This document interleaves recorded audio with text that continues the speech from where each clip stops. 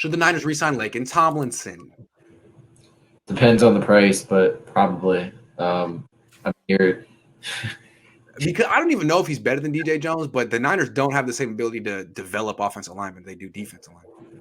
Yeah, he's played well. He's a good guard in the league. And remember, their other guard is so you don't want to have to try to fix two guard spots. So I think they probably should. I probably that's the one guy I'd probably prioritize him, and then those are my two guys. Him and who? Tart. Yeah, I think Tart is a good player who's relatively cheap, and there's no like if Hufanga was great, then sure, but he's not. So I would say, yeah, Tart. Yeah, not sure that he wants to come back, but at the same time, I don't think it's going to be a big market for him. I think he'll take what he can get. Tomlinson, I think you have to bring back because Aaron Banks was such a disappointment, pretty much. I think they drafted Aaron Banks hopefully to hopefully give themselves some options, and that didn't work out. So if they get rid of Laken Tomlinson, then they're just going to have to sign someone else, give someone else a lot of money. And why don't you just stick with the guy you got, the guy you know, that you just gave the Bob McCritchick Award to for like the second or third straight year. So yeah, I think he's probably coming back. That's what I'm. See that this is why I mentioned before that I think they should try to, if they can, is get somebody to take McGlinchey just for a 7th round pick or whatever. Just get him off here, so you can use that $10-11 million, and you can re-sign Jaquiski Tart. You can, make sure you re-sign Tomlinson, and maybe you can sneak in a DJ Jones and still have some money left over to do something in free agency if necessary. The Niners have proved this year that I do think McGlinchey is better than Tom Compton, but I don't think he's like $1 million better. Kyle still thinks McGlinchey's one of the MVPs in the team, though. Sorry. Yeah, he's awesome.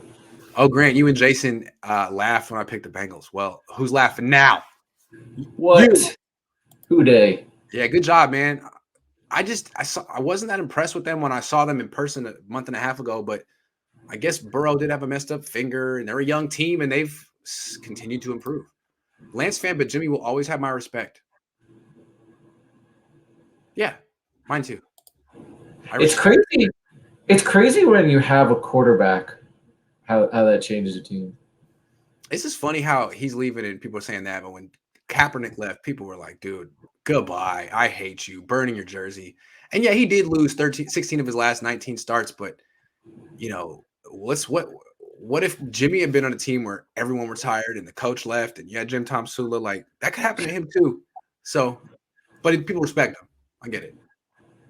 I think it's tough that the two quarterbacks were in talks with Brady and Stafford both ended up in a Super Bowl.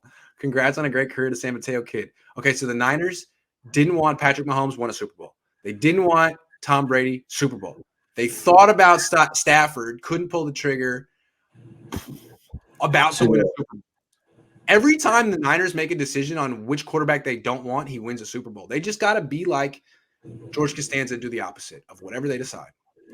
So Russell Wilson needs to side channel and try to get on the Niners, and then they won't. Every time the Niners decide against getting a quarterback, that guy wins a Super Bowl. So I don't know who they're going to decide against this year. Howard, the last 3 postseasons, teams with a 10-point lead are better in the fourth quarter, are 19-2. The 2 losses are Jimmy Garoppolo and Kyle. How about Kyle too? That's what I don't like. When the Kyle fans try to put it on Jimmy, or when the Jimmy fans try to put it on Kyle, you guys are joined at the hip. You guys are kissing cousins. You guys are meant for each other. And they keep trying to blame each other, but really they're the same. Both of them crack under pressure. Both of them are at their best in October and November. Sorry. They are peas in a pod. Yeah. I tend to put the blame more so on the quarterback. I think it's his quarterback. Could have had Tom Brady. Could have had Matt Stafford. Could have had Patrick Mahomes. Could have played Trey Lance. Kyle, that is you, man. That is your decision. Yeah, absolutely. It's like complaining about your girlfriend when you could have broken up with her. Like, I don't want to hear about you complaining about break up with her. Don't talk to me about your girlfriend. I don't want to hear. We've done this before. We've done this for years, and I know you're not going to break up with her. And I'm going to say something, and you're going to hold it against me because you're going to be happy with her. And don't do that. Either break up with her or don't complain. That's how I feel. You know, friends like that, right? Man, nah, dude, don't do that. I'm sorry. It's disrespectful to her. It's disrespectful to me. I don't want to hear it. Just do what you got to do or don't talk about it. And that's what I feel. We're talking about Laken Tomlinson right now. I'm sorry.